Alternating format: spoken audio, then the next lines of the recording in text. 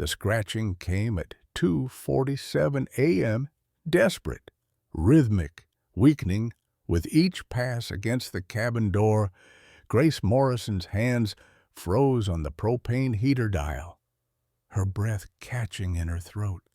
4 years of self-imposed isolation had taught her to ignore sounds in the night. 4 years since Lily died asking for her. 4 years of believing she deserved this loneliness. But this sound was different, not aggressive, pleading. The Montana blizzard howled at negative 23 degrees as Grace's trembling fingers found the door handle. She'd failed once before, arrived 9 minutes too late to hold her daughter's hand as she died. 9 minutes that destroyed everything. The door cracked open 3 inches. Yellow eye met hers through the gap, ancient, intelligent, desperate. A white wolf sat in the snow, blood-stained and shaking. At her feet lay a motionless cub, its chest barely rising. Another mother's impossible choice. Another chance to be too late. Leave a like and share your thoughts in the comments. Along with the city you're watching from now, let's continue with the story. Grace Elizabeth Morrison had once been someone who saved lives. At 38, she looked a decade older, hollowed out by grief, sharpened by isolation.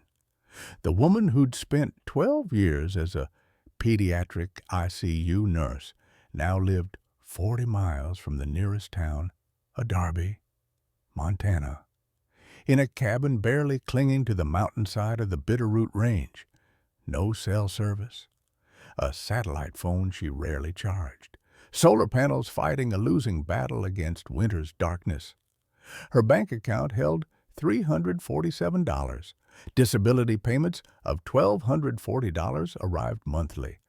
Never enough to cover the propane, the canned goods, the crushing minimum payments on debts that would outlive her.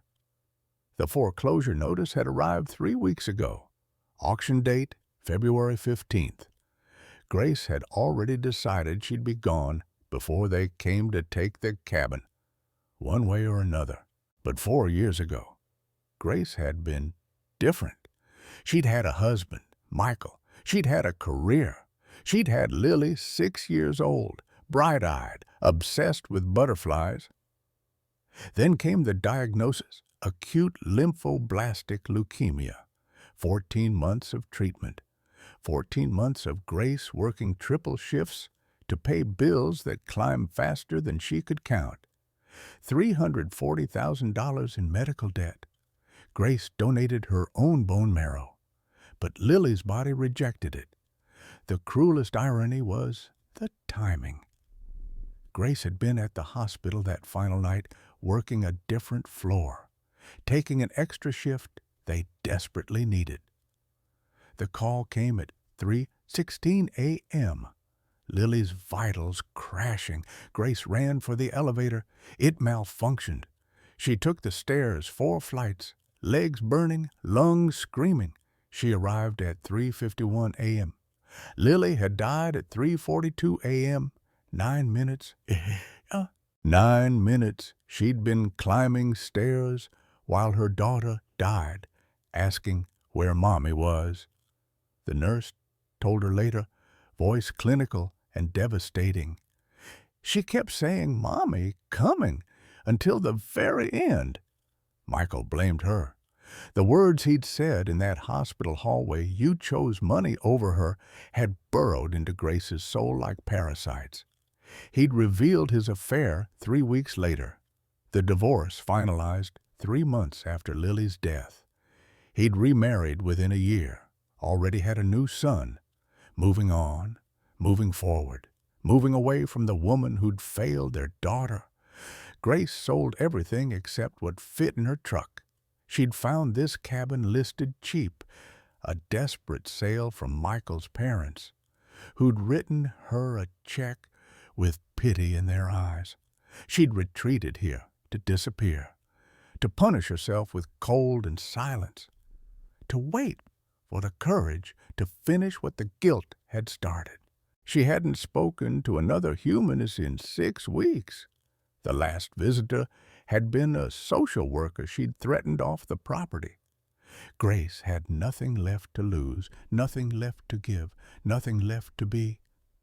Until tonight, until the scratching, until yellow eyes met hers, and Grace saw herself reflected back another mother at the breaking point, another desperate plea, another chance to fail, or finally, impossibly succeed. Grace's first instinct was to slam the door. Every survival instinct screamed at her to lock herself inside, to pretend she'd seen nothing. Wolves were dangerous. Everyone knew that. The kind of dangerous that ended with mauled bodies and news stories. But the scratching continued, weaker now, fading, and something in that sound, something in the desperation of it, held Grace frozen. She opened the door another inch. The white wolf didn't lunge, didn't growl. She simply sat there in the mounting snow, her body curled protectively around the small, motionless form at her feet. Blood stained the pristine white of her coat. Her eyes, impossible yellow eyes, held Grace's gaze with an intelligence that made Grace's breath catch. The wolf whimpered, a sound so human, so maternal, that Grace felt something crack inside her chest. "No," Grace whispered to herself. "No, I can't. I can't do this again." But her nurse's training was already taking over. Her eyes catalogued the cub's condition even from the doorway.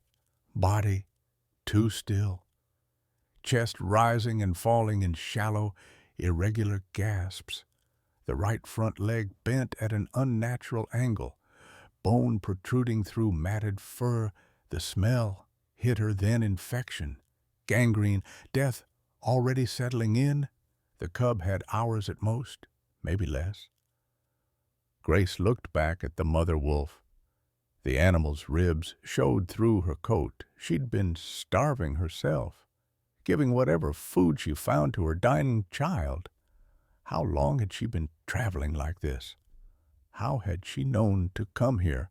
"I can't help you," Grace said aloud, her voice cracking. "I don't have the supplies. I don't have the money.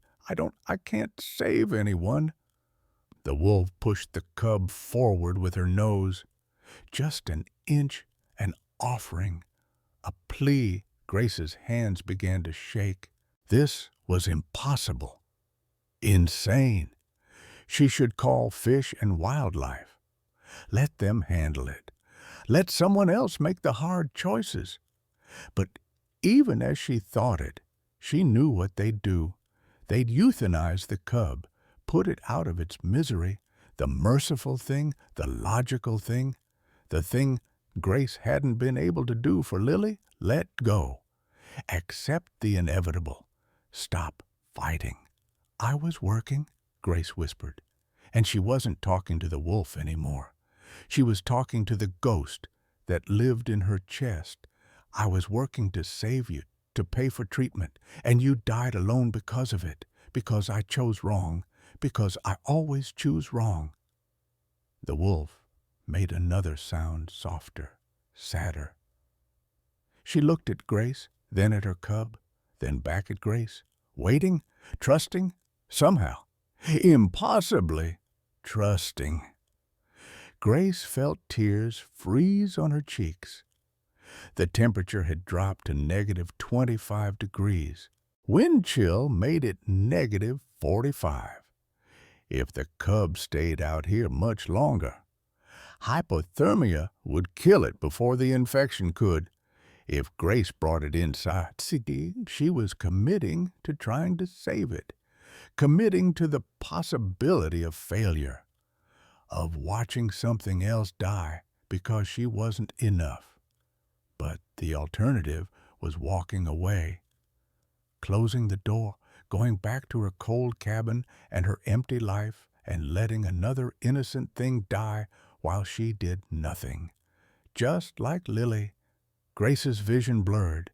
She saw Lily's face superimposed over the cubs, her daughter's eyes, her daughter's last moments, the chance Grace never got to take. "I'll try," Grace heard herself say. "But I might fail. I fail at everything now.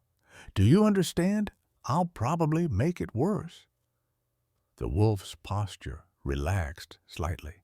Some primal communication passed between them, mother to mother, broken soul to broken soul. Grace stepped outside, her bare feet sinking into snow. The cold bit immediately, viciously. She knelt slowly, telegraphing every movement. Her hands reached for the cub. The mother wolf watched but didn't move, didn't snap, didn't attack. She simply watched as Grace carefully, gently lifted her dying child. The cub was lighter than it should be, dehydrated, starving, body temperature dangerously low. Grace tucked it against her chest, trying to share what little warmth she had. The mother wolf stood, took one step toward the door. "No," Grace said firmly. "You stay out here. I can't if you come in. I can't focus. I need to focus." The wolf stopped, understanding or not understanding. Grace couldn't tell. But the animal sat down in the snow, directly in front of the door, taking up a guard position, waiting. Grace carried the cub inside and closed the door between them, between the mother outside and the child inside, between the wild and the domestic, between the natural order and Grace's desperate intervention.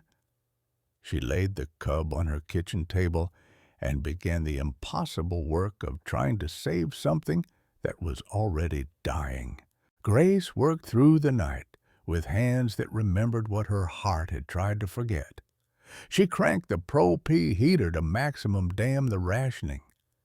Damn the bills she couldn't pay anyway. The cub's body temperature registered at 94 degrees on her old thermometer, dangerously hypothermic. She wrapped hot water bottles in towels, created a nest of blankets, positioned a heat lamp she'd kept from years ago when she still thought she might care about living.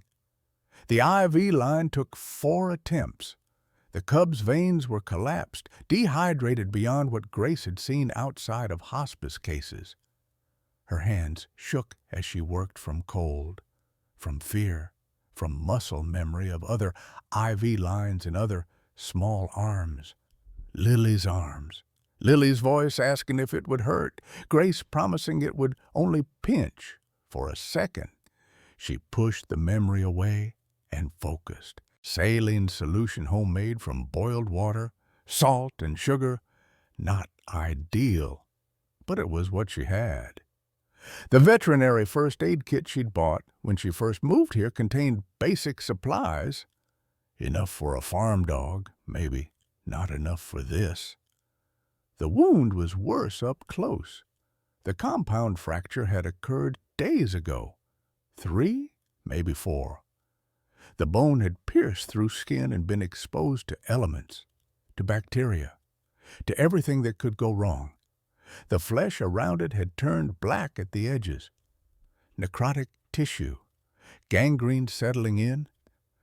Grace had seen wounds like this before in diabetic patients, in severe trauma cases. They always required aggressive surgical intervention. She didn't have surgical tools.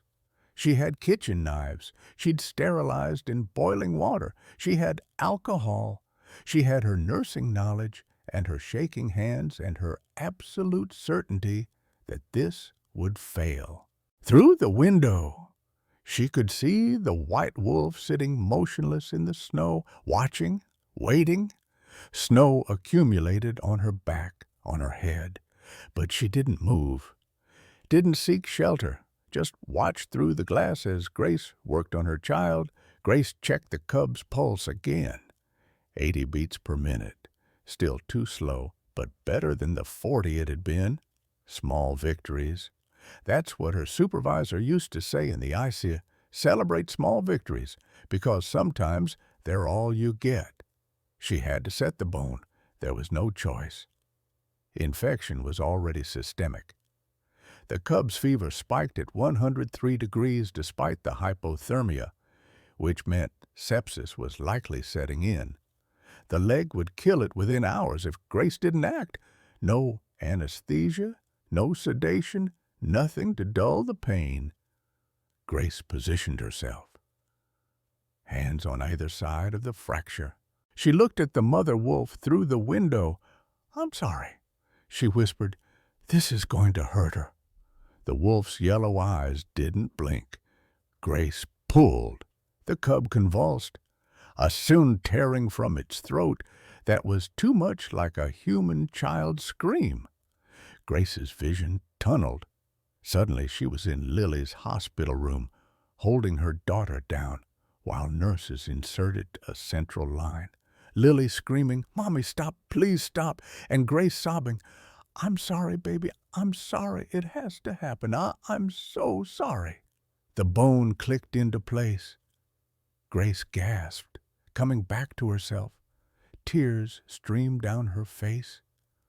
Her hands moved automatically, cleaning the wound with alcohol, the cub jerking weakly, debriding the dead tissue with a kitchen knife that had once cut birthday cake, wrapping the leg with gauze and a splint fashioned from a wooden spoon and medical tape. The cub went limp. For a terrifying moment, Grace thought it had died.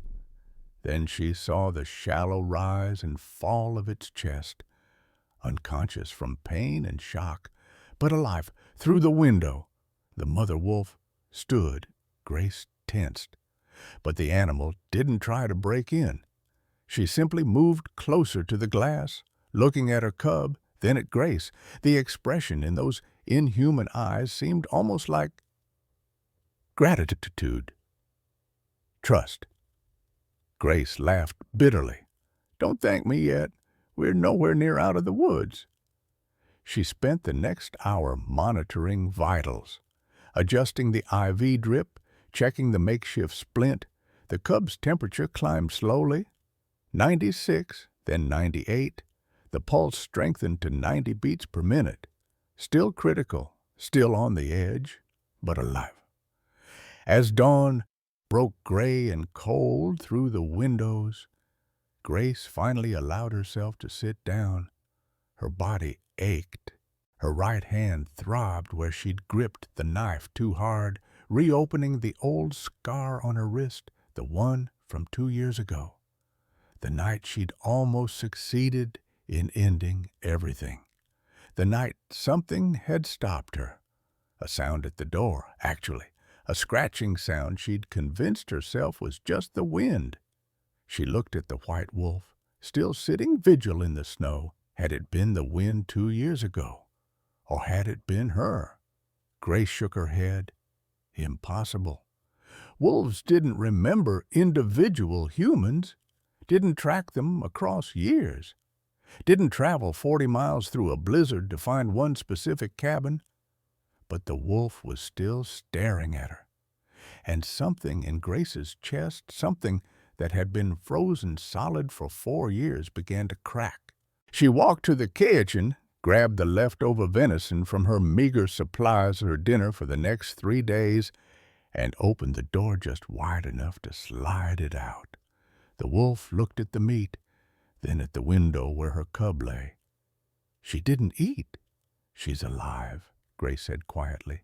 "She's going to stay that way if I have anything to say about it. Now, eat. You're no good to her dead." The wolf finally ate, and Grace closed the door, knowing she'd just committed to something she couldn't take back. She'd have to find money for antibiotics. She'd have to figure out how to save this wild thing when she couldn't even save herself. But for the first time in 4 years, Grace Morrison had a reason to see it tomorrow. The first 3 days passed in a blur of sleepless vigilance.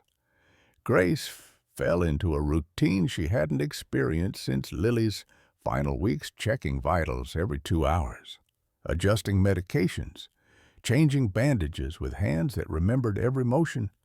The cub, whom Grace began calling Hope, in whispered moments she pretended weren't happening, stabilized slowly. Her temperature normalized. The infection remained, but didn't worsen. Small victories. The white wolf ghost. Grace named her silently, for the impossibility of her existence never left her post. She moved only to hunt, returning each time with fresh kills she left at the door. Rabbits, squirrels, once, impossibly, a small deer. Grace cooked the meat and shared it with Ghost through the partially opened window, a strange communion between species that made no logical sense but felt inevitable. On day 5, Grace woke to find Ghost's massive paw resting on the windowsill, her head pressed against the glass. Grace approached slowly and placed her palm on the window where Ghost's paw rested. Through the barrier, through the impossible distance between wild and human, something passed between them. Understanding, recognition, a shared knowledge of love and loss that transcended language. That afternoon, Hope tried to stand for the first time. She collapsed immediately, whimpering, but the determination in those gold eyes made Grace laugh. Actually laugh for the first time since Lily died. The sound felt foreign in her throat, like a language she'd forgotten how to speak. By day 7, reality crashed back in. Grace counted her remaining food supplies: 4 cans of soup, 1 package of pasta, 3 protein bars that tasted like cardboard. If she rationed carefully, maybe 4 more days? The propane tank read quarter full. 5 days at current usage. Her bank account hadn't changed $347, mocking her from the satellite phone's banking app. Hope needed antibiotics, real ones, not the expired amoxicillin Grace had found in her emergency kit. The infection was improving, but not gone. Another week without proper treatment and sepsis would set in again. This time, fatal. Grace made the call to Dr. Patricia Chen's veterinary clinic in Darby. Her hands shook as she dialed. Mountain View Veterinary Clinic. This is Sarah speaking. I need to speak with Dr. Chen. It's an emergency. What kind of animal? Grace hesitated. A dog? A mixed breed? Compound fracture? Systemic infection? Dr. Chen can see you. Thursday at 2? No, you don't understand. This can't wait until Thursday. The receptionist's voice cooled. We don't do emergency calls for financial reasons. Ma'am, our emergency fee is $500 before Dr. Chen even leaves the clinic. Grace's stomach dropped. I can pay. I just need to know what antibiotics. Ma'am, Dr. Chen doesn't prescribe without examination. If this is truly an emergency, you need to bring the animal in. Grace looked at Hope, sleeping on her couch, at Ghost watching through the window. I can't transport her. The roads are still bad from the storm, and she's just not stable enough. Then I'm sorry, but there's nothing we can do. You could try the emergency clinic in Missoula, but that's a 2-hour drive in good weather. Please, I'm a nurse. I've been treating her myself, but I need prescription antibiotics. I can pay. The lie came easily, desperately. Cash or card? I have $425. That's everything I have." Silence stretched across the line. Then, "Ma'am, I'm very sorry, but our emergency policy is firm. 500, non-negotiable. If you can't afford treatment, we do offer humane euthanasia for $75. Grace hung up, her hands clenched into fists, the old scar on her wrist pulling tight. Euthanasia put Hope down. The merciful choice. The choice that haunted Grace's nightmares. What if she'd agreed to stop treatment for Lily sooner? What if those last 3 weeks of agony had been Grace's selfishness, not love? She looked at Hope. The cub was sleeping peacefully, her breathing steady, her small body curled in blankets that had once been Lily's. Grace had told herself she wouldn't get attached. She'd been lying. There was one thing left to sell. One item of value Grace had kept hidden in the bottom of her dresser, wrapped in cloth, untouched for 4 years. Her wedding ring. Grace pulled it out with trembling hands. White gold, with a small diamond Lily used to hold up to the light, calling it Mommy's star.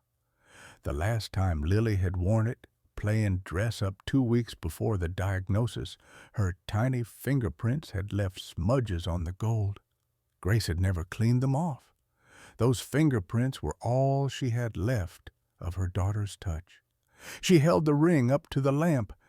The prints were still there, visible, proof that Lily had existed, had been real, had been Grace's entire world.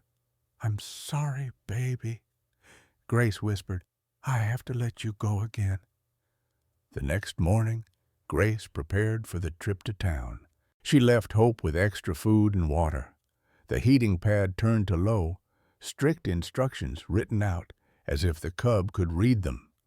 Ghost's agitation was palpable. The wolf paced, whining, sensing Grace's departure. "I'm coming back," Grace told her through the window. "I promise. Watch her." Ghost's yellow eyes held hers for a long moment. Then the wolf moved to the door, settling into her guard position. Sentinel, protector.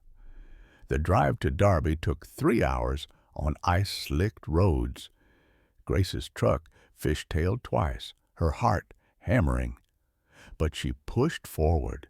The pawn shop, the only one in the county, sat between a liquor store and a closed diner.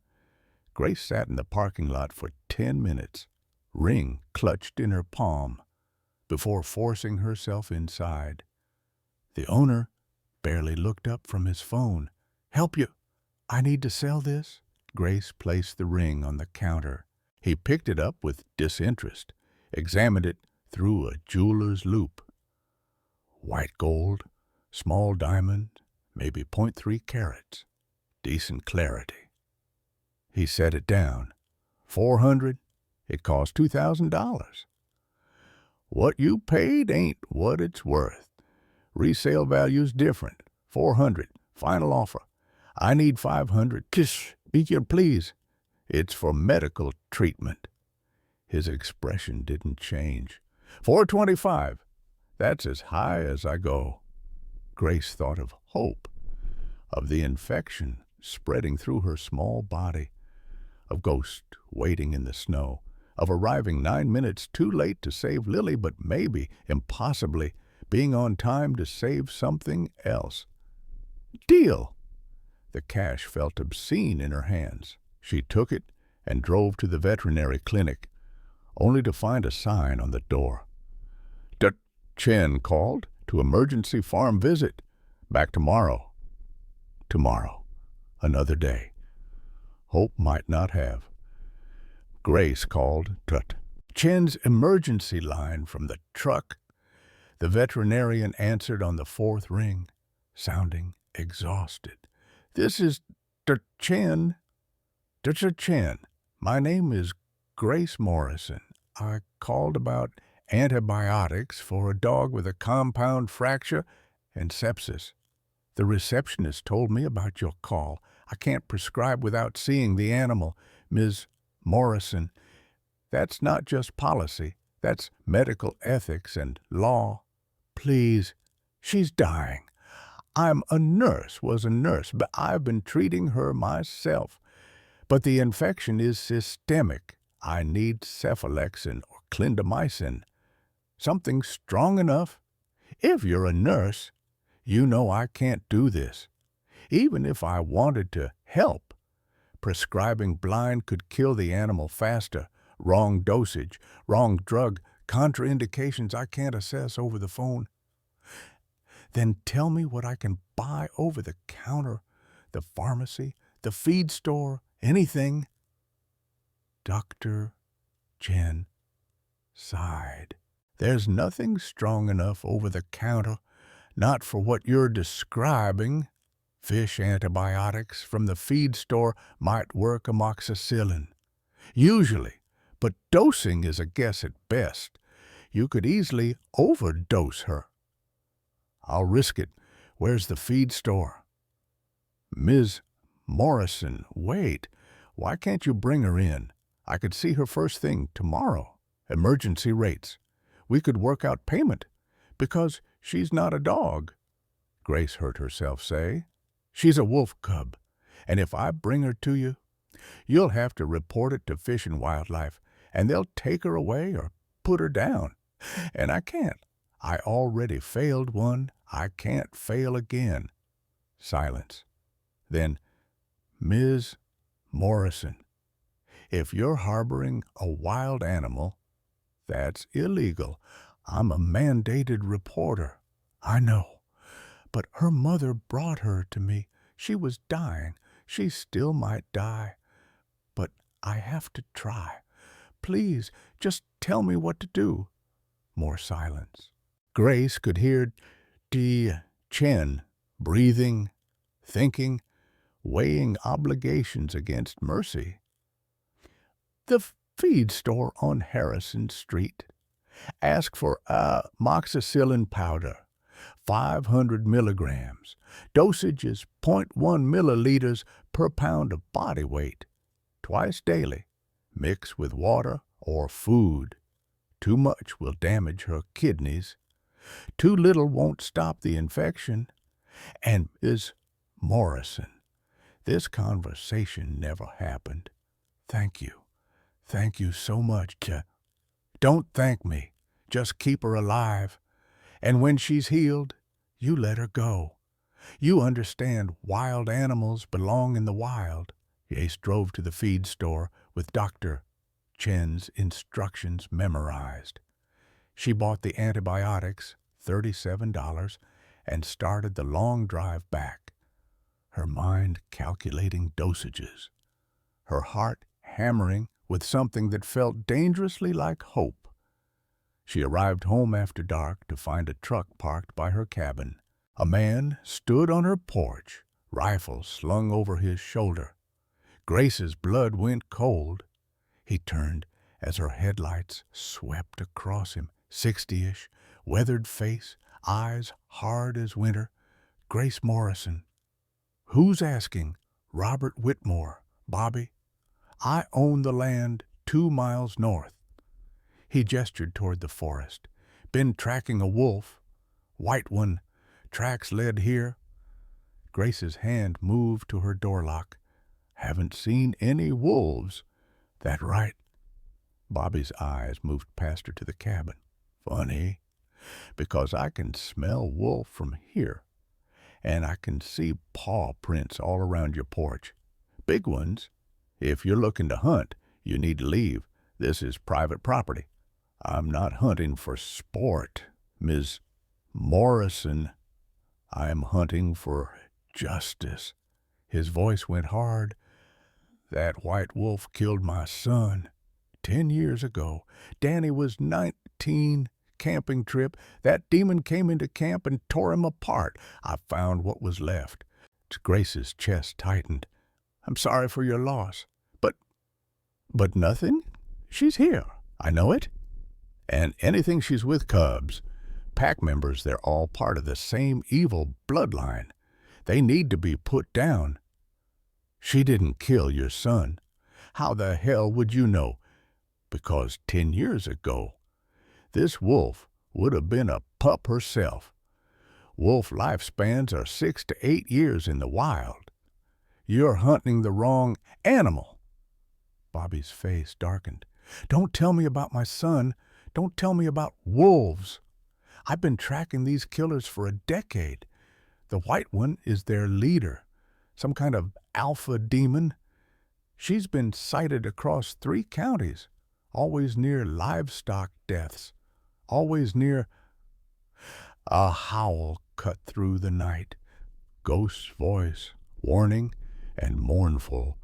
Bobby's hand moved to his rifle. No! Grace stepped between him and the sound. You need to leave now. You're protecting her. Bobby's eyes widened. You've got her here, maybe even inside.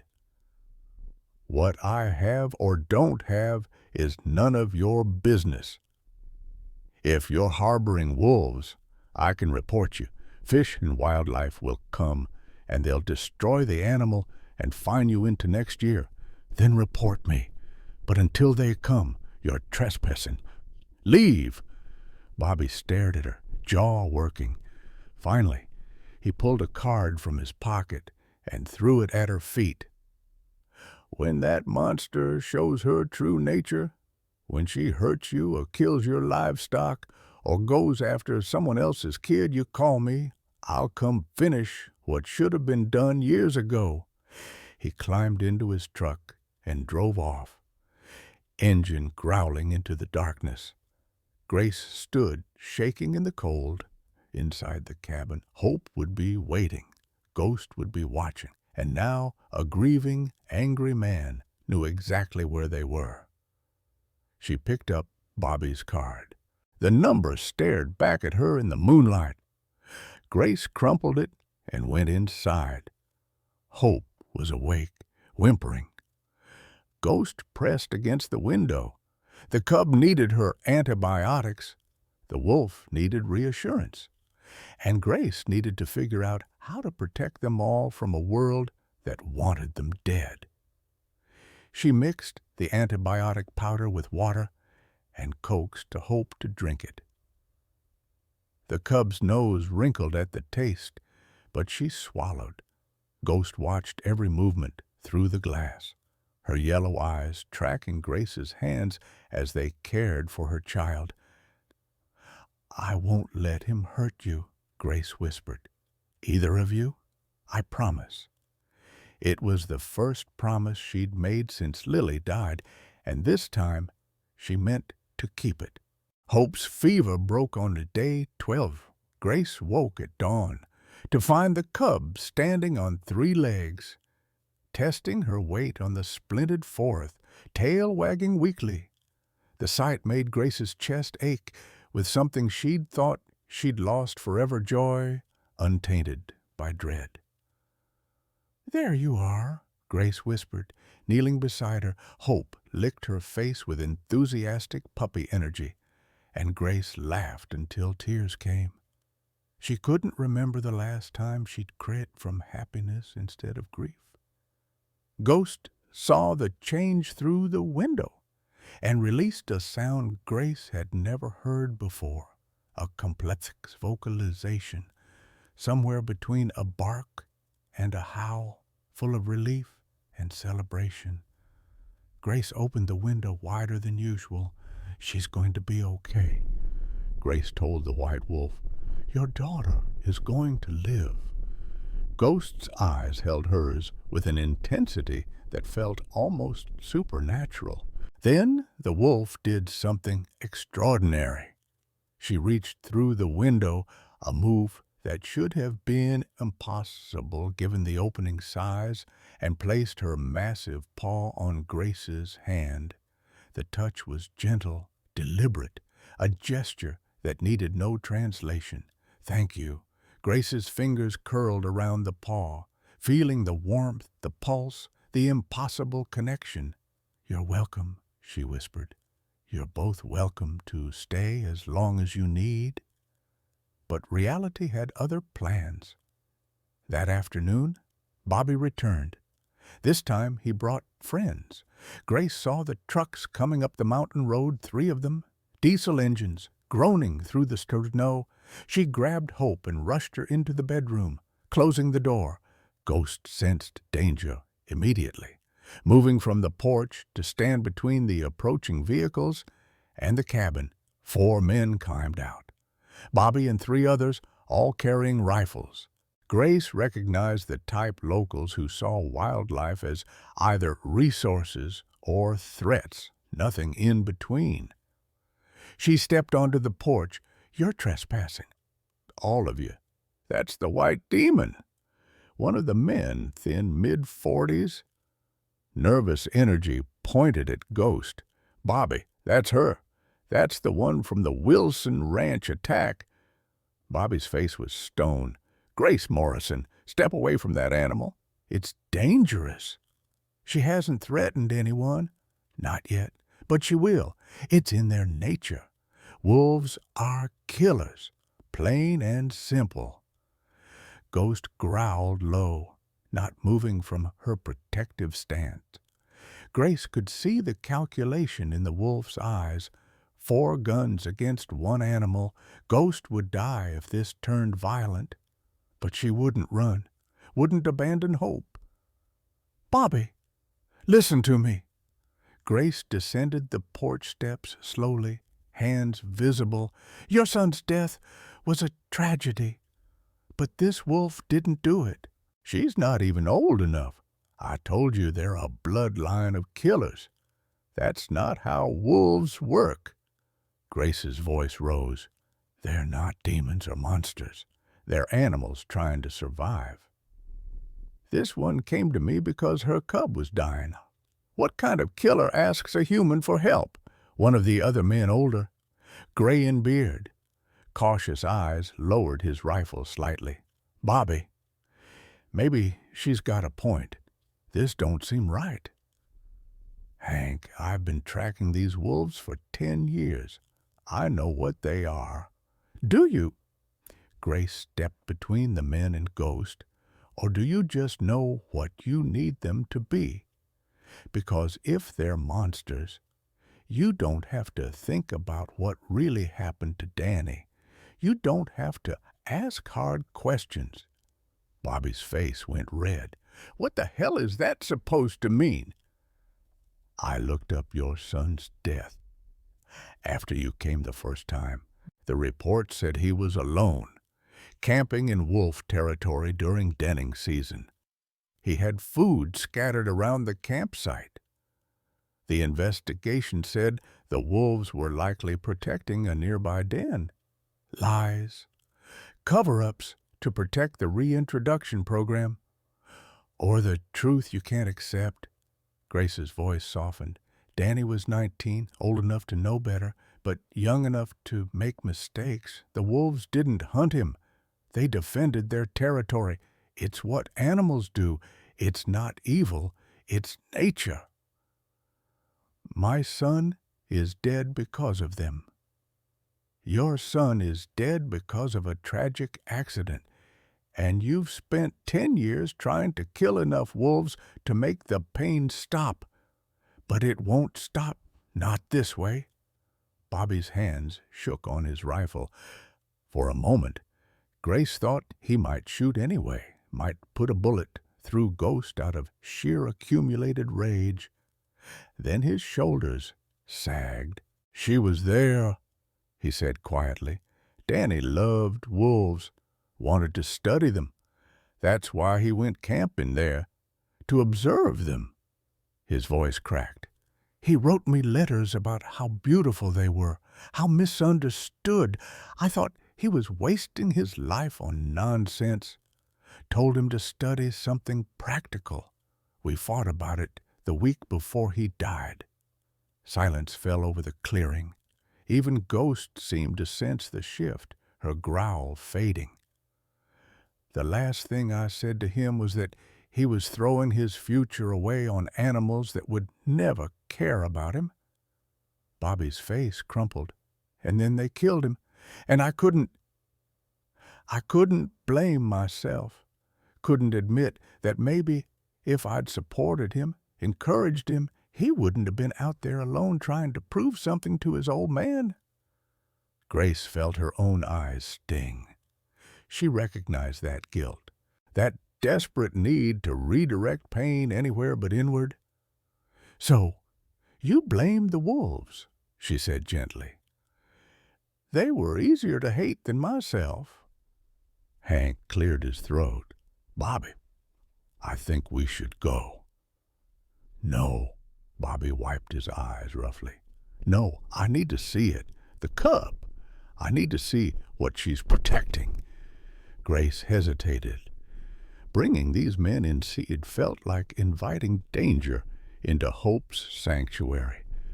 But something in Bobby's face had changed the rage replaced by exhaustion, by a grief too long carried. "Guns, stay outside," Grace said firmly. The men looked at Bobby. He nodded and leaned his rifle against the porch railing. The others followed suit. Grace led them inside. Hope was in the bedroom, but Grace could hear her moving around, curious about the voices.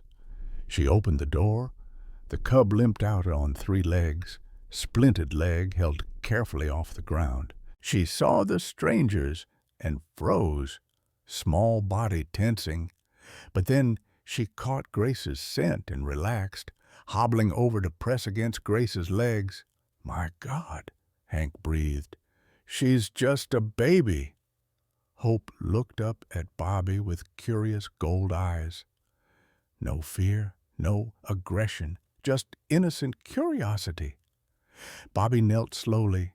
His weathered hands shook as he reached out, stopping inches from Hope's nose. The cub sniffed his fingers, then licked them. A gesture of trust from an animal who had no reason to trust humans. Bobby broke. The sound that came from him was raw, a decade of grief finally finding release. He sat back on his heels, covering his face, shoulders heaving. Hope, confused by his distress, pressed her small body against his knee. "Danny would have loved her," Bobby sobbed. He would have done exactly what you're doing, saving her, protecting her." Grace knelt beside him. "Then honor that. Honor Danny by helping them instead of hunting them." "I've wasted 10 years," Bobby whispered. 10 years hating the wrong thing. It's not wasted if you change now." Outside, Ghost howled, a different sound than before. Not warning, calling. Bobby looked up, tears still streaming. "She wants to see her baby." "She does," Grace confirmed. "She's been waiting out there for 12 days, never leaving, never giving up." Bobby stood slowly, wiping his face. Can I help make up for some of what I've done? Hope needs proper veterinary care. Antibiotics are helping, but she needs follow-up. X-rays to make sure the bone is healing right. Real medical supplies. I have cattle antibiotics. Strong stuff. And I know Dr. Chen did some ranch work for her last year. I could call her, vouch for you. Maybe get her out here. His Grace felt hope, real hope bloom in her chest. "You do that? Danny would want me to, and maybe—" Bobby looked at Hope, still pressed trustingly against his leg. "Maybe it's time I started doing what my son would have wanted instead of what my pain demanded." He pulled out his phone and made the call. 20 minutes later, it was arranged. Dr. Chen would come the next morning, no questions asked. Payment to be worked out later. Bobby would cover the costs. After the men left, promises made, rifles uncocked, something fundamental shifted. Grace opened the door fully for the first time since that first night. Ghost stood on the threshold, uncertain. Grace stepped back. "Come in," she said. "Meet your daughter properly." Ghost entered slowly, nostrils flaring, taking in the scents of the cabin. She moved directly to Hope, sniffing every inch of the cub's body, checking the splint, the wounds, the overall condition. Satisfied, Ghost lay down, and Hope curled against her mother's side with a contented sigh. Grace watched them, wild mother and healing child, both inside her cabin, both trusting her completely. She thought of Lily, of holding her daughter those last days, of love that transcended everything, including death. "She knew I was coming," Grace said aloud, the realization hitting her with the force of revelation. Lily. She knew I was trying to get to her. That elevator failing wasn't my fault. The 9 minutes weren't my failure. I was there. In every way that mattered, I was there. Ghost looked at Grace with those knowing yellow eyes, and Grace understood this was why Ghost had come. Not just to save Hope, but to save Grace too, to give her a second chance at being present, at succeeding, at proving to herself that love could be enough. "Thank you," Grace whispered to the white wolf. "Thank you for choosing me." That night, Grace slept on the floor beside Hope and Ghost, 3 beings who'd been broken by loss, now healing to the outside. Snow fell softly, covering the tracks of men who'd come with guns and left with something closer to peace. When Grace woke at 3:42 a.m., the haunted hour, she didn't panic. She simply reached out and felt Hope's steady breathing, Ghost's warm presence.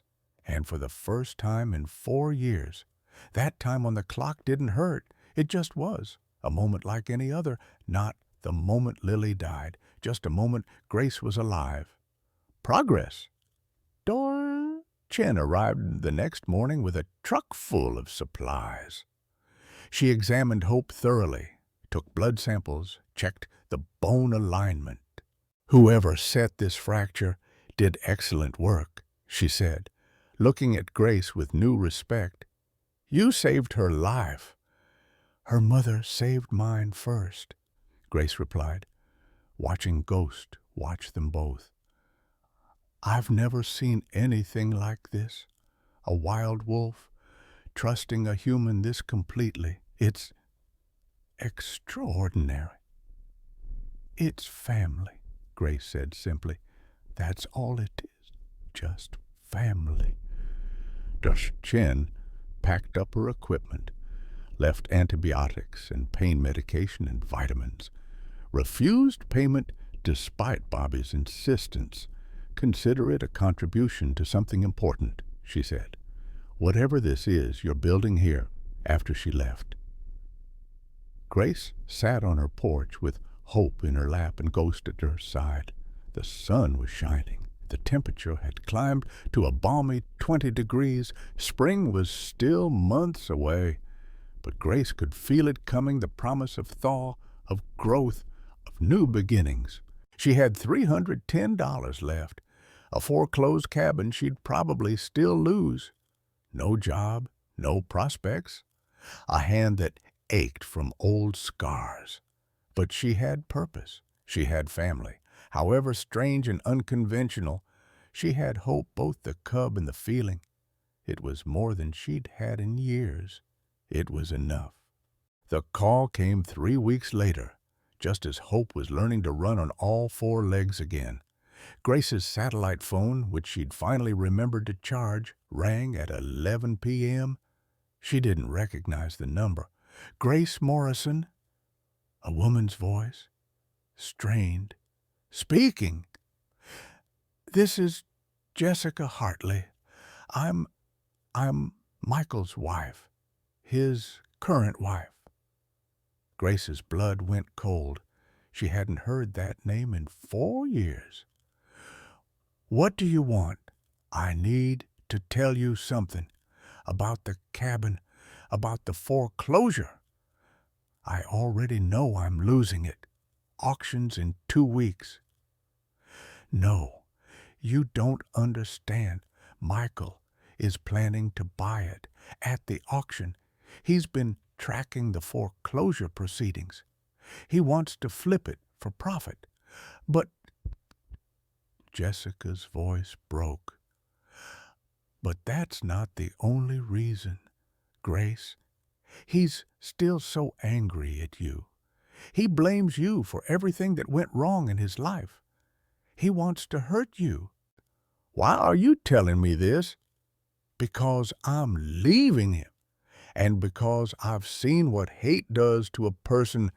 Michael told me about your daughter, about Lily. He told me you let her die alone.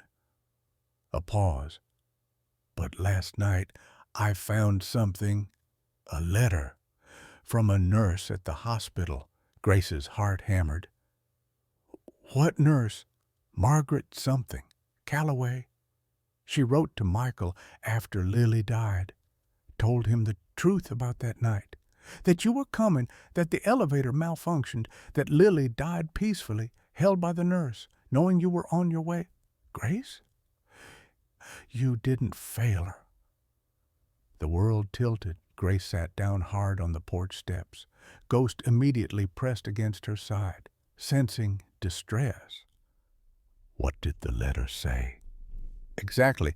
That Lily's last words were, "Tell Mommy I wasn't scared. Tell her I love her. Tell her I knew she was coming." The nurse held her hand the whole time. She wasn't alone, Grace. She was loved and peaceful, and she never doubted you were coming for her. Grace couldn't breathe. 4 years.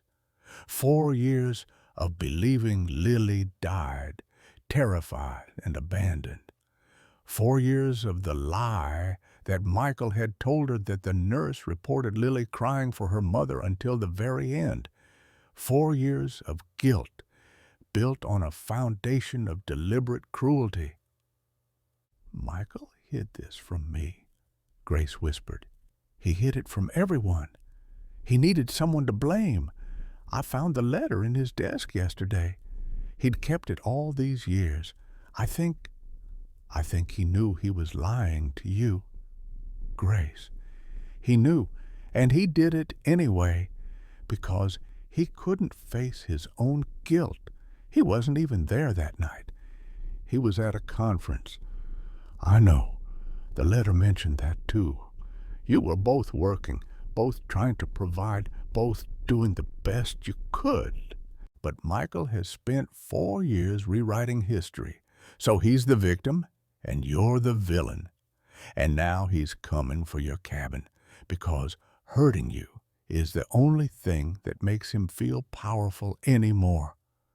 Grace looked at Hope, playing in the snow, at Ghost watching over her with eternal vigilance. I don't have money to outbid him at the auction. I know. But I wanted you to know the truth about Lily, about Michael, about everything. You deserved that much. Jessica paused. I'm sorry for believing his version, for not questioning it sooner, for not being brave enough to leave until now. You're leaving him. I have a baby, Marcus. He's 2. And I've watched Michael's anger grow and grow, and I won't let my son grow up thinking that's what love looks like. That's what manhood looks like. Her voice strengthened. My lawyer says I can use the letter in the divorce. Proof of his character, his cruelty. It might help. Use it, Grace said. Use every weapon you have. After Jessica hung up, Grace sat in the darkness, Ghost beside her. Hope curled at her feet. The truth settled over her like snow, soft and cold and undeniable. Lily had known she was coming. Lily had been held, comforted, loved in those final moments. The 9 minutes of guilt that had poisoned 4 years of Grace's life had been based on a lie, Michael's lie, a deliberate, calculated cruelty designed to destroy her, and it had worked. Grace had destroyed herself, brick by brick, believing she deserved punishment. But Lily had loved her, had trusted her, had died in peace. Grace wept into Ghost's fur, great heaving sobs of grief and rage and relief all mixed together. Ghost didn't move, just pressed closer, offering the only comfort she knew how to give presence: warmth, unwavering loyalty. When the tears finally stopped, Grace felt different, lighter. The weight she'd been carrying, the specific, crushing weight of having failed her daughter, had lifted. Other griefs remained. Lily was still gone. Those years together were still cut short, but the guilt, the self-loathing, the belief that she'd been a bad mother who chose wrong, that was finally, blessedly gone. "I was a good mother," Grace said aloud, testing the words. "I loved her. I tried to save her. I did everything I could." Ghost's tail thumped once against the porch. Agreement, understanding, or just coincidence? Grace chose to believe it was the first. The next morning, Bobby arrived with unexpected news. "There's a problem with the traps," he said without preamble. Grace's stomach dropped. "What traps?" "The ones all around your property. 23 steel jaw traps. I found them this morning doing my regular patrol." "Who set them?" "Can't prove it, but I got a pretty good idea. Your ex-husband was seen at the hardware store in Darby 3 days ago. Bought a bulk order of traps. Told the clerk he was dealing with a coyote problem on his new property. He doesn't own property here yet." "Exactly. He's setting them up now.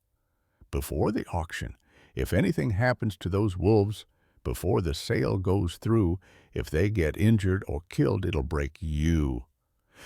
Make you leave before he even has to pay for the cabin." Grace felt rage burn through her. Not the hot, explosive kind, the cold, calculating kind that planned and schemed and refused to be defeated.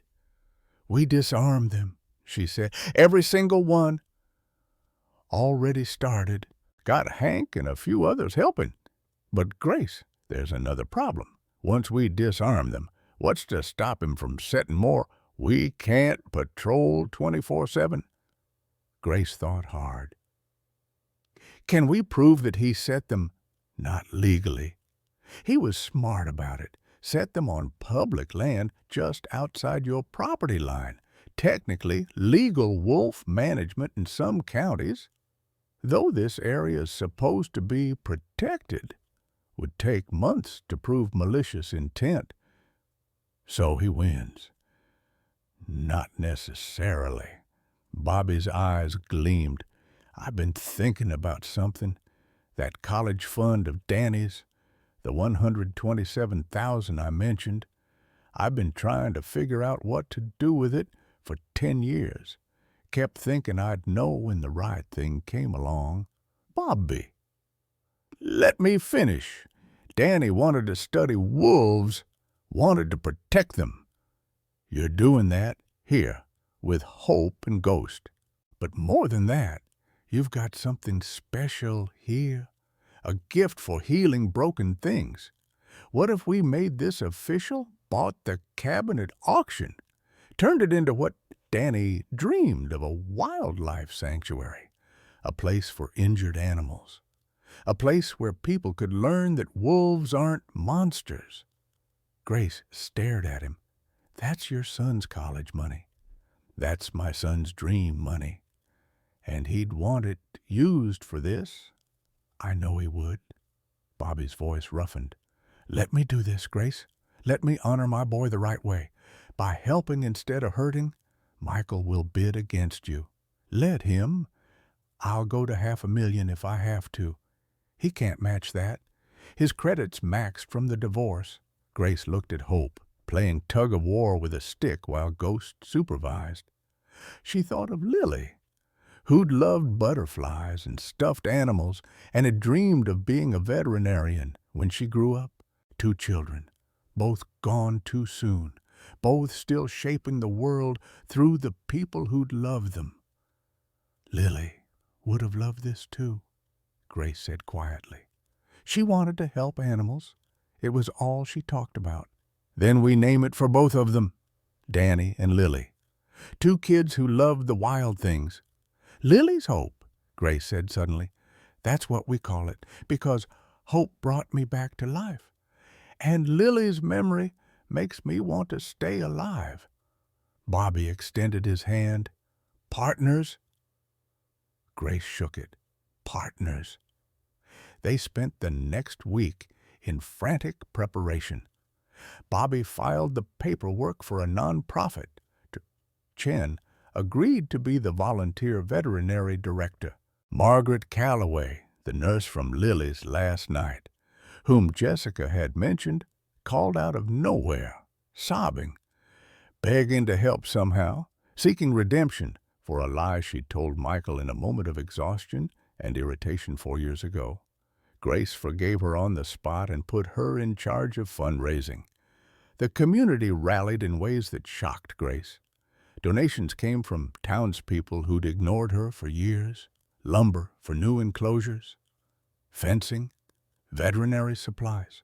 A local contractor offered to build treatment facilities at cost. A retired teacher volunteered to develop educational programs. The story of Grace and the White Wolf had spread Bobby's transformation from hunter to protector. Hope's miraculous recovery. Ghost's impossible trust. People wanted to be part of something beautiful, something redemptive. On auction day, Michael showed up with a smirk and a cashier's check. Grace and Bobby sat in the back row of the county courthouse.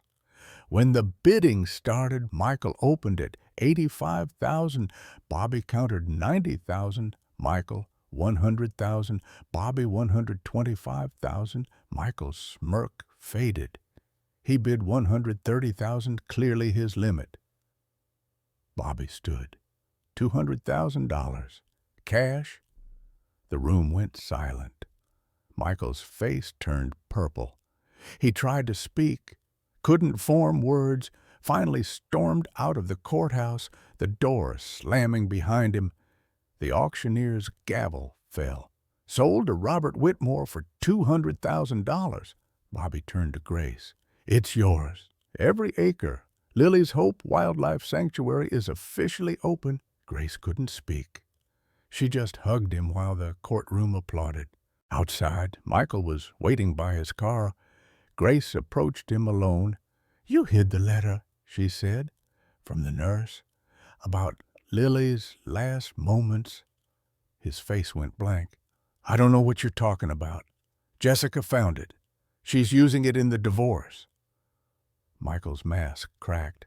Lily needed you. You weren't there. I was there. I was always there. You're the one who wasn't. You were at a conference, choosing work over her, just like I did. We both failed in the same way. But only one of us weaponized that failure to destroy the other. You deserved it, maybe. But I don't anymore, and you can't hurt me now. You have no power here. Grace walked away, leaving Michael standing alone in the parking lot. She didn't look back. The war was over, and for the first time in 4 years, Grace had won. Margaret Calloway arrived on a Tuesday afternoon in March, driving a sedan that had seen better decades. She was 82, frail, and shaking so hard she could barely knock on the cabin door. Grace opened it to find the elderly woman weeping on her porch. I'm the nurse, Margaret said. From that night, I'm the one who lied. Grace had been expecting anger. Instead, she felt only curiosity. Come in. It's cold. Margaret shuffled inside, eyes pretending at the sight of Ghost lying by the fireplace. Hope curled against her mother's side. Jessica told me about the wolves. I didn't believe her. They're real. And they're family. Grace put a kettle on for tea. Why did you lie to Michael about Lily's last words? Margaret sank into a chair, looking every year of her age. I didn't mean to. Not maliciously. That night it was chaos. 3 codes on the floor. I was exhausted. When Michael arrived, he was so angry, demanding to know where you were, why you weren't there. I was irritated. I'd been holding Lily's hand for 40 minutes while he was God knows where. So when he asked what her last words were, I said something cruel, something meant to hurt him back for blaming you. What did you tell him? That she kept asking for you, that she cried for you, that she was scared. Margaret's voice broke. It wasn't true. Lily was so brave, so peaceful. When I told her you were on your way, she smiled. She said, I knew Mommy was coming, and closed her eyes like she was just taking a nap. She wasn't afraid. She was loved, and she knew it. Grace's hands tightened on the tea kettle. But you let Michael believe otherwise. I wrote him a letter 2 days later, told him the truth, apologized, explained everything, the elevator malfunction, Lily's actual last words, all of it. I thought he'd tell you. I thought it would help you both grieve properly. Margaret looked up, tears streaming. I didn't know he hid it. Didn't know he used my moment of cruelty as a weapon against you for 4 years. When Jessica called me last week, told me what Michael had done, what you'd believed all this time, I knew I had to come here. To tell you myself, to beg your forgiveness. Grace poured tea with steady hands. She sat across from Margaret and looked at this woman who'd held her daughter's hand in the final moments, who'd been there when Grace couldn't be, who'd given Lily comfort and peace. What were her actual last words? Everything. I need to know everything. Margaret pulled a small notebook from her purse. I kept a journal of patients who didn't make it, their last words, their last moments, so someone would remember them exactly. She opened to a dog-eared page. May I read it? Grace nodded, unable to speak. 341A, patient Lily Morrison, age 6, vitals declining rapidly. I'm holding her left hand. She opens her eyes so clear, so present. She says, is my mommy coming? I tell her yes. Mommy is on her way. She smiles. She says, I knew she would. Mommy always comes. Then she says, tell her I wasn't scared. Tell her I love her more than all the stars. Tell her not to be sad. I'll be her butterfly forever. Margaret's voice cracked. At 3:42, her heart stopped. She never woke again. But her face, Grace, her face was peaceful, like she was dreaming something beautiful. Grace couldn't breathe. The words landed like blows and blessings all at once. Lily had known, had trusted, had loved Grace until the very last second. Butterfly, Grace whispered. That was her nickname. She called herself Mommy's Butterfly. She was at peace. I promise you that, whatever comes after death, she went there knowing she was loved. They sat in silence broken only by the crackling fire and Hope's soft snoring. Finally, Grace spoke. I forgive you, Margaret. You didn't cause this. Michael did. You tried to fix your mistake. He weaponized his. How can you forgive me so easily? Because I've learned something from them. Grace gestured at Ghost and Hope. Animals don't hold grudges. They live in the present. They forgive quickly and love unconditionally. I'm trying to learn that. It's harder for humans, but I'm trying. Margaret reached across the table and gripped Grace's hand. What can I do to make amends? You already are. You came here. You told me the truth. You gave me back the ending I needed. Grace squeezed Margaret's hand. But if you want to do more, the sanctuary needs help. We're building something here, something that honors lost children and gives second chances. If you want to be part of that, we'd be grateful. I'm 82. I can't do physical labor. We need someone to handle fundraising, to tell our story. You're good with words. I saw that in your journal. Help us tell people why this matters. Margaret's eyes lit up with something Grace recognized: purpose. The thing that kept people alive when they had every reason to give up. I'd be honored. Over the next month, Margaret proved invaluable. She wrote grant applications that brought in $30,000. She contacted conservation organizations, wildlife rehabilitation networks, educational institutions. She told the story of Grace and Ghost with the skill of a born storyteller, and donations poured in from across the country. But the real revelation came on a rainy April afternoon when Margaret brought a visitor. Dr. Patricia Chen arrived at the sanctuary with unusual equipment, a portable DNA analyzer she'd borrowed from the University of Montana. Grace, I need to tell you something about Ghost, something I discovered when I ran her blood work. Grace tensed. Is she sick? No, she's healthy.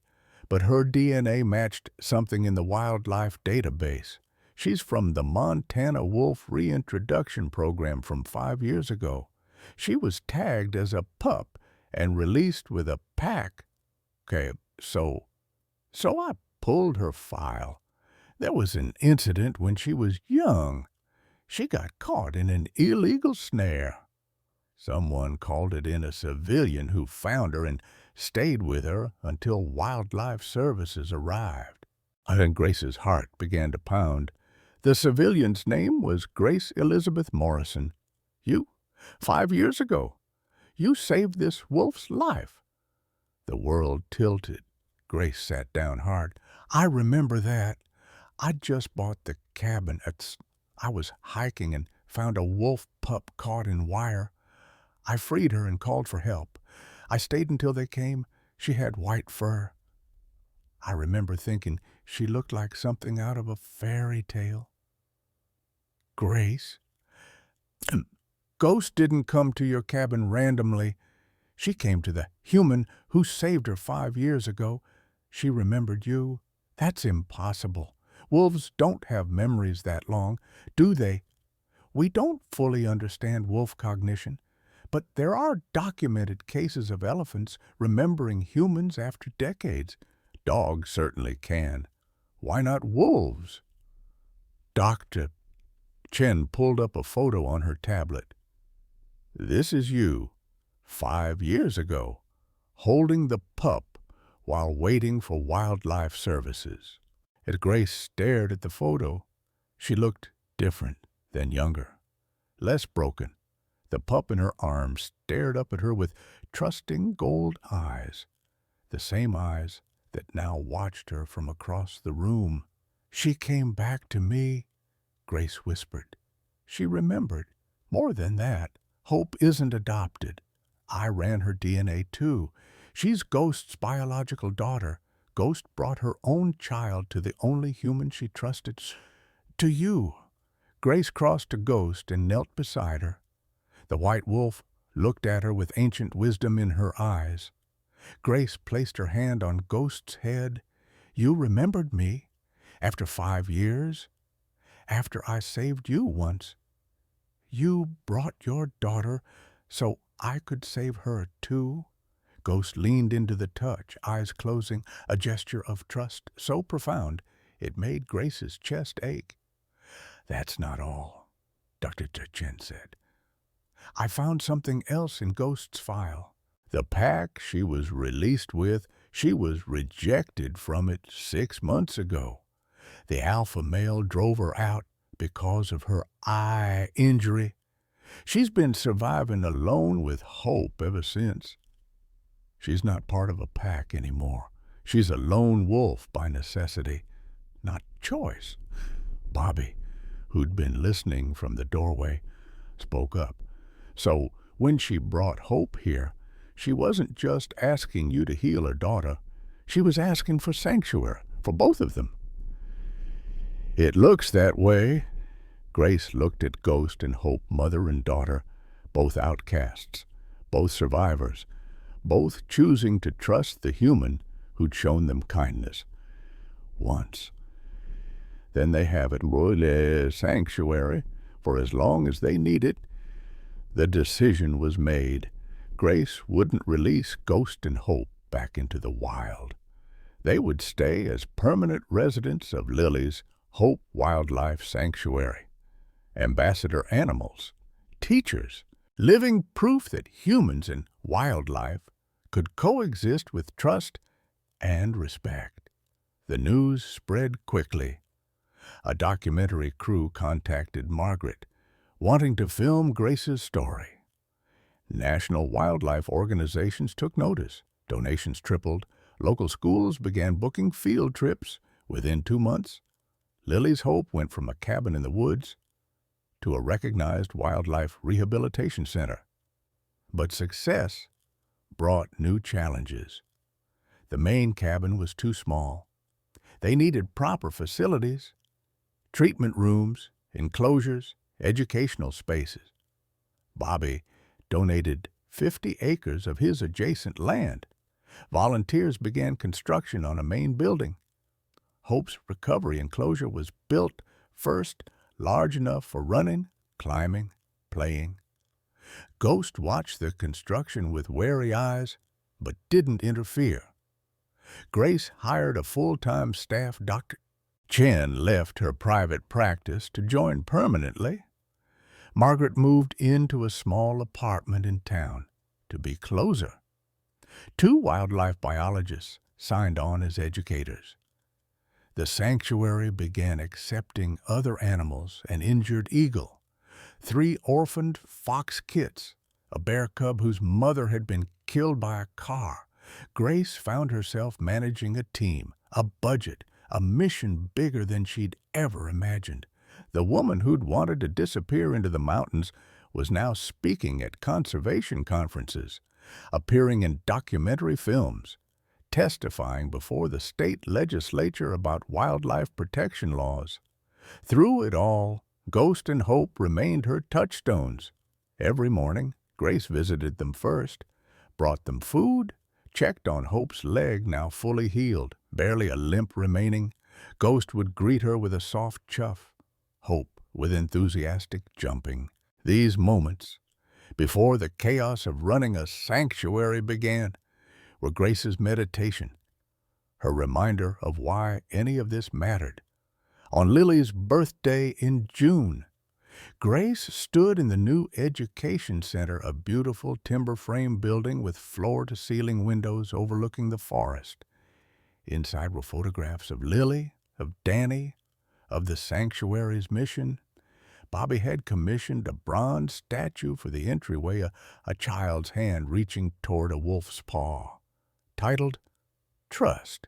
She would have been 11 today, Grace said to Bobby. Danny would have been 29 next month. Think they'd be proud of us. Bobby smiled. I think they sent Ghost to make sure we finally did something worth being proud of. Grace laughed. You believe in that stuff now? Signs from beyond? I believe in love that doesn't end. That's enough.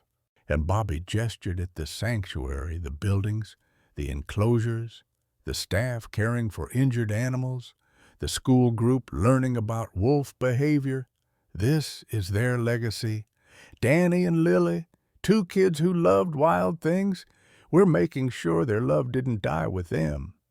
That night, Grace sat on her cabin porch, the original cabin, which she'd kept as her private residence, while the sanctuary expanded around it. Ghost lay at her feet. Hope dozed nearby. The summer air smelled of pine and possibility. Grace pulled out the notebook Margaret had given her, the one with Lily's last words. She read them again, as she did every night now. I love you more than all the stars. Don't be sad. I'll be your butterfly forever. Grace looked up at the darkening sky, stars beginning to emerge. I'm not sad anymore, baby, she whispered. I'm living, really living, the way you would have wanted. I'm helping the animals you loved. I'm honoring your memory by choosing joy instead of guilt. I hope you can see it. I hope you're proud. A butterfly landed on Grace's hand, a monarch, orange and black, impossibly late in the season. It sat there for a long moment, wings slowly opening and closing. Then it flew up toward the stars. Grace smiled through her tears. I love you too, Lily, more than all the stars. Ghost's tail thumped against the porch. Hope stirred and moved closer, resting her head on Grace's lap. Family. Not the one Grace had been born with or married into, the one she'd built from broken pieces and impossible trust.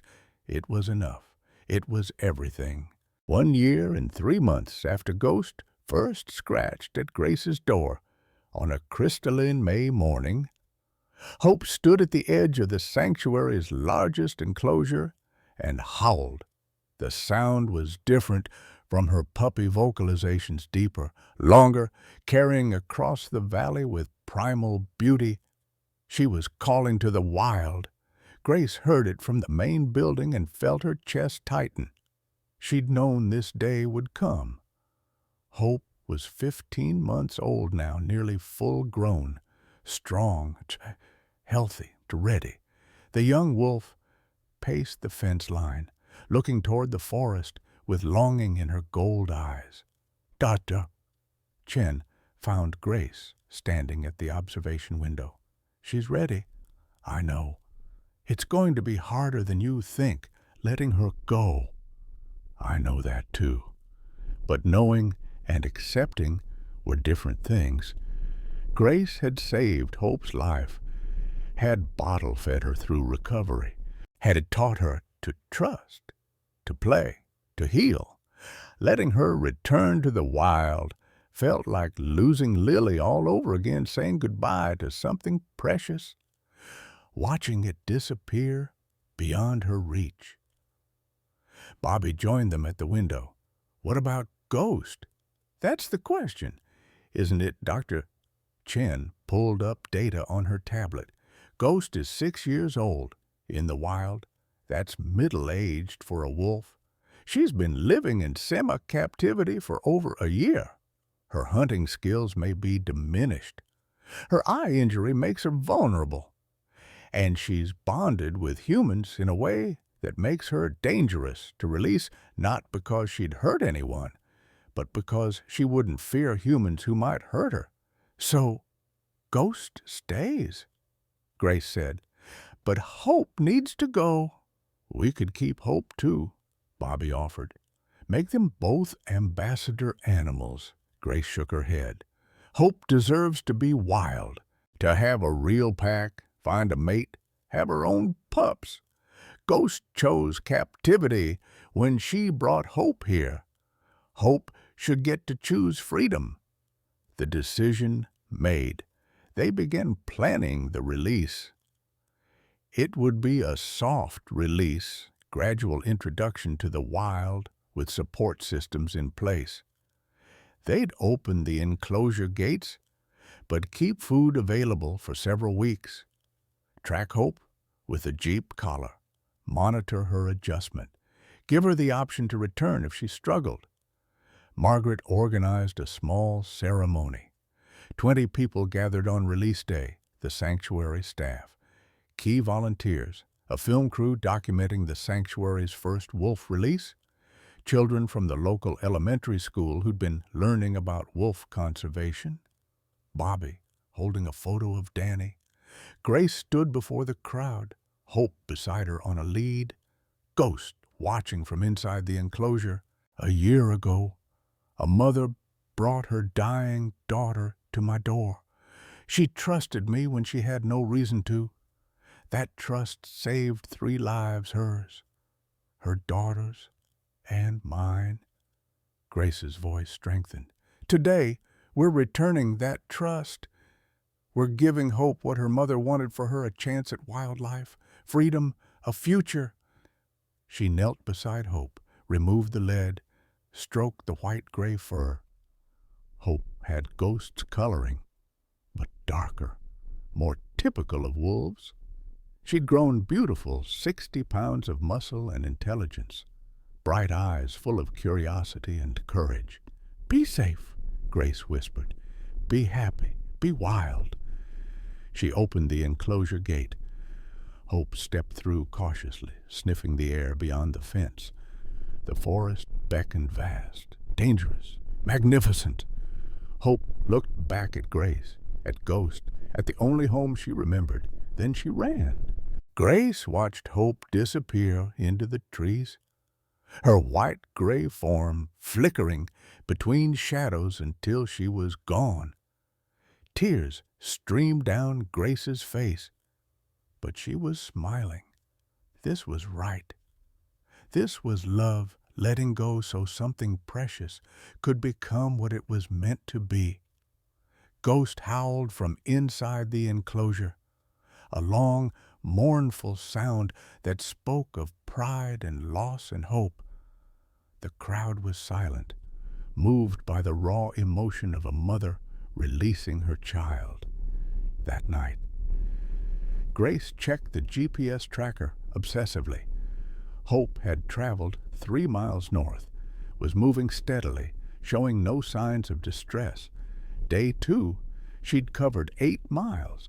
Day 3, the tracker showed her ranging across a territory 20 miles wide. She's hunting, Dr. Chen reported. Shows her movement patterns consistent with tracking prey. She's surviving. She's thriving, Bobby corrected, pointing to the screen. Look at that range. She's confident. But on day 7, something changed. The GPS signal stopped moving. For 6 hours, Hope remained in one location, a valley 15 miles northwest of the sanctuary. Grace's anxiety spiked. Is she hurt? Let me check the activity sensors. Chen studied the data. No. She's moving around within a small area, just not traveling. This is territorial behavior. She found a pack, or a pack found her. They hiked to Hope's location the next day, staying downwind and distant. Through binoculars, Grace saw something that made her heart soar. Hope was surrounded by 5 other wolves, 2 adults, 3 juveniles. A pack. They were playing touching noses, the adults grooming Hope, while the juveniles tumbled around her. She's been accepted, Dr. Chen breathed. That's incredibly rare for a lone wolf. Usually they're driven off or killed. She's special, Bobby said simply, just like her mother. They watched for an hour as Hope integrated into her new family. She was submissive with the adults, but playful with the juveniles, learning pack dynamics, finding her place in the hierarchy, being wolf. When they hiked back to the sanctuary, Grace felt both heartbroken and complete. Hope was where she belonged. The circle was closing properly. Ghost seemed to sense the change. That night she howled less mournfully, more peacefully. A mother's blessing released into the wild. As spring turned to summer, Lily's Hope Wildlife Sanctuary flourished. They treated 43 animals, successfully releasing 31. a great horned owl with a broken wing, twin fawns whose mother had been killed, a family of otters displaced by flooding. Each release was celebrated, each animal's return to wild freedom honored. The sanctuary's educational programs reached 3,000 children. Grace developed a curriculum about coexistence, how humans and wildlife could share space with respect and understanding. She told Hope's story at every presentation, watched children's faces light up with wonder. Financial stability came from grants, donations, and modest admission fees for tours. The sanctuary employed 12 full-time staff and 30 volunteers. Grace drew a small salary enough to live on. Nothing more. She didn't need more. Her hand had healed as much as it would. She'd lost fine motor control in 3 fingers, ended any chance of returning to nursing. But she could feed animals, clean enclosures, give presentations. Her body had adjusted to its new limitations. Her heart had adjusted too. The grief over Lily remained, would always remain, but it had transformed from crushing guilt to bitter-sweet remembrance. Grace could look at Lily's photos now and smile, could tell stories about her daughter without breaking, could celebrate the 6 years they'd had instead of mourning the decades they'd lost. Margaret became like a grandmother to Grace. The elderly woman moved into a small cottage on the sanctuary property, spent her days writing grant proposals and telling visitors about the sanctuary's mission. She spoke often about redemption, about how it's never too late to choose differently, to make amends, to transform pain into purpose. Bobby transformed too, till the angry, grieving man who'd hunted wolves became their fiercest protector. He testified before the state legislature about conservation, wrote op-eds defending predator protection laws, spoke at schools about his son's dream. He'd found peace in honoring Danny's memory through action instead of rage. One August afternoon, Bobby found Grace sitting by Ghost's enclosure, watching the white wolf doze in dappled sunlight. "I need to tell you something," Bobby said. About Danny. About what really happened." Grace tensed. They'd never discussed the details of his son's death beyond the basic facts. "Danny wasn't attacked randomly. I told everyone that, told myself that, because it was easier than the truth." Bobby's voice roughened. "He went out there deliberately, to the wolf den. He'd been studying that pack for months, photographing them, documenting their behavior. He wanted to prove they weren't dangerous, wanted to show people they could be trusted." "Bobby, let me finish. The day he died, he'd written me a letter. I found it in his tent after. He wrote that he was going to approach the den site, leave meat as a peace offering, show that humans could be partners instead of threats." Bobby's hands shook. He was trying to bridge the gap between humans and wolves, trying to show his old man that love was stronger than fear. What happened? The alpha female was with newborn pups. Danny got too close. She defended her babies. It was over in seconds. She didn't even mean to kill him, just drive him away. But he fell, hit his head on a rock, died instantly. Bobby wiped his eyes. The investigation showed all this. But I couldn't accept it, couldn't admit that my son died trying to prove a point to me, that if I'd just supported him, believed in him, he wouldn't have felt the need to risk his life for validation. "So you blamed the wolves." "I blamed everything except myself. Spent 10 years hunting the wrong enemy." Then Bobby looked at Ghost.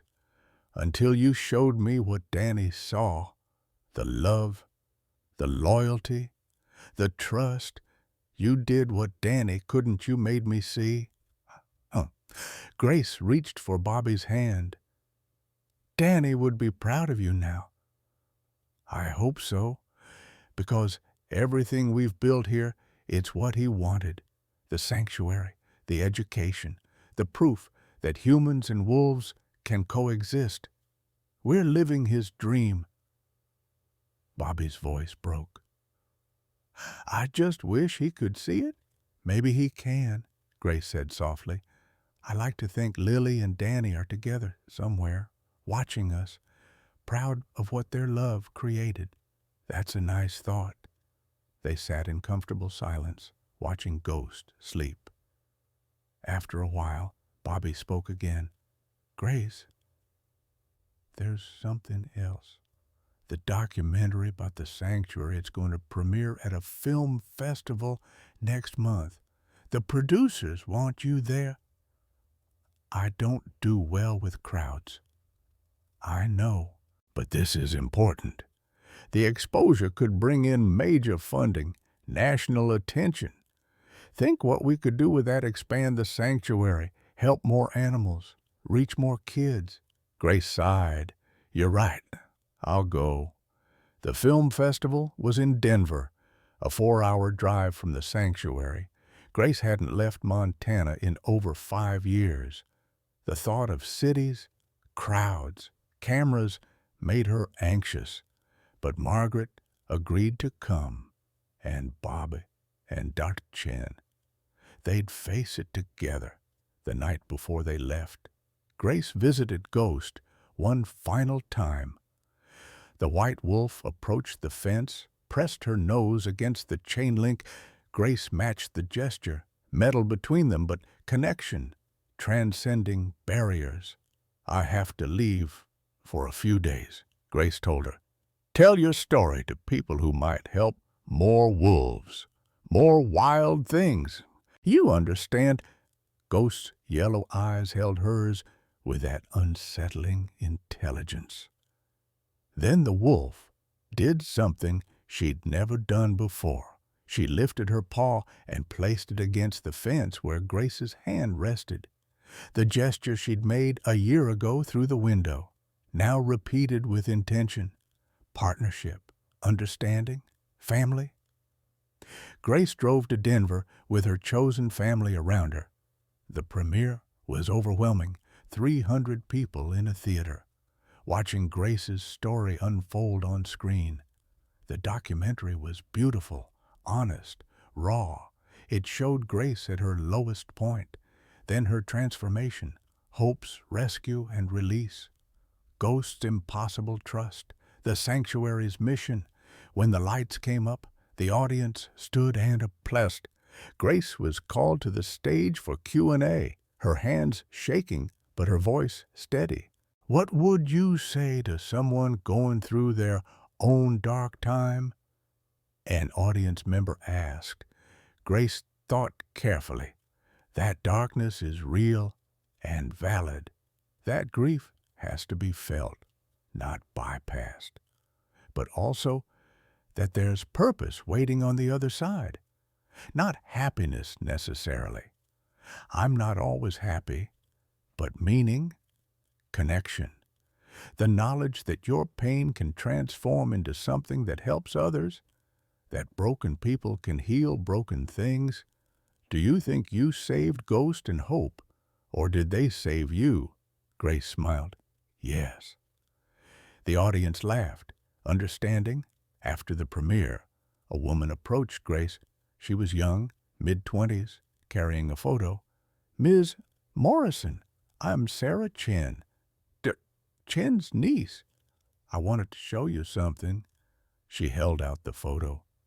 Grace gasped. It showed Lily, 6 years old, at the hospital. She was holding a stuffed wolf, smiling despite her pallor. I was a hospital volunteer in the pediatric ward. I met Lily during her treatment. She told me she wanted to help animals when she grew up. especially wolves. She said they were misunderstood, like her everyone saw them as scary, but they were really just trying to survive. Sarah's eyes glistened. When I saw the documentary, I knew I had to tell you, your daughter's dream, you're living it. The sanctuary, the education, all of it. You're doing what Lily wanted to do. Grace took the photo with shaking hands. Lily's smile, Lily's wolf, Lily's dream that Grace had somehow, impossibly, manifested into reality without even knowing it. "Thank you," Grace whispered. "Thank you for telling me." She carried that photo back to Montana, back to the sanctuary, back to Ghost. She showed it to the white wolf through the fence. "Look," Grace said, "this was my daughter. She loved wolves. She loved you, even though she never met you. Somehow, everything that's happened to you finding me, hope surviving, this sanctuary existing, it's all connected to her love, to her dream." Ghost looked at the photo for a long moment, then she howled a sound of acknowledgement, of understanding, of ancient wisdom that transcended species. The sanctuary continued to grow. By autumn, they treated 60 animals, built 2 new enclosures to tie, established partnerships with 5 other rehabilitation centers, secured funding for the next 3 years. Grace's days were full staff meetings, animal care, educational programs, fundraising. But every morning, she started the same way, visiting Ghost, bringing food, spending 30 minutes in quiet communion with the wolf who'd saved her life. And every night, she checked the GPS tracker. Hope was still thriving, still with her pack, ranging across 70 miles of territory, living wild and free and exactly as she should be, on the anniversary of Ghost's arrival. January 12th, Grace organized a celebration. The sanctuary community gathered for food, stories, remembrance. Bobby shared Danny's letters. Margaret read from her journal. There's Chen presented data on the sanctuary's success rate. Grace stood before them all and spoke from her heart. "A year ago, a desperate mother brought her dying child to my door. She trusted me with the most precious thing in her life. That trust changed everything. It gave me purpose when I had none. It gave me family when I'd lost mine. It gave me hope when I'd forgotten what hope felt like." She looked at Ghost, standing in her enclosure, dignified and beautiful.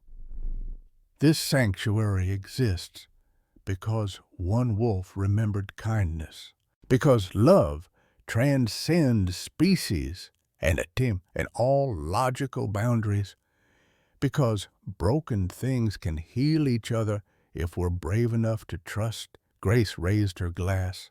To Ghost, to hope, to Lily and Danny, to second chances and wild hearts and impossible love, to family, however we find it. The crowd echoed to family. That night, Grace sat on her porch under stars that seemed to multiply in the clear mountain air. Ghost lay nearby, outside the fence, but present, choosing to be close. Grace thought about the journey, from suicidal isolation to purposeful leadership, from believing she deserved nothing to knowing she deserved love, from failure to success, from darkness to light. It hadn't been linear. There were still hard days, days when grief ambushed her, days when doubt crept in, days when the weight of responsibility felt crushing. But there were more good days now, days full of meaning and laughter and connection, days when she felt Lily's presence not as absence, but as inspiration, days when she knew bone deep, that she was exactly where she was supposed to be. A howl rose from the forest, distant but clear. Hope's voice, carrying across the miles, checking in, saying hello. Promising she remembered, Ghost lifted her head and howled back, mother to daughter, wild to wild, love transcending distance. Grace closed her eyes and added her voice to theirs, a human howl, clumsy and imperfect, but heartfelt. 3 voices calling across the darkness, finding each other, making family from impossible circumstances. The stars blazed overhead. Somewhere, Grace believed Lily was watching, proud, joyful, free. Grace was free too, finally, completely, wonderfully free. The white wolf had brought her back to life. Love had done the rest. And that was enough. That was everything. That was home. Grace Morrison's story reminds us that it's never too late to find purpose after profound loss. When that white wolf appeared at her door, Grace was drowning in guilt, believing she'd failed her daughter in those final moments. How many of us carry similar burdens? The weight of choices we made, the moments we missed, the words left unsaid. Grace discovered what many of us forget in our darkest hours, that healing doesn't mean forgetting our loved ones, but honoring them through how we choose to live. She transformed her cabin of isolation into a sanctuary that saved dozens of lives, all because one desperate mother trusted her with an impossible task. The real miracle wasn't saving the wolf cub, it was Grace learning to forgive herself, to accept that love doesn't end with death, and that our deepest pain can become our greatest purpose. Like Bobby, who spent a decade hunting wolves in misplaced anger before finally honoring his son's actual dream. We all have the power to redirect our grief into something that gives life instead of taking it. Second chances exist. Hope is real. And family, the kind that truly matters, chooses us when we're brave enough to open the door. What burden have you been carrying that might actually be leading you toward your purpose? Have you ever experienced an unexpected connection that changed your perspective on healing? We'd love to hear your thoughts in the comments below.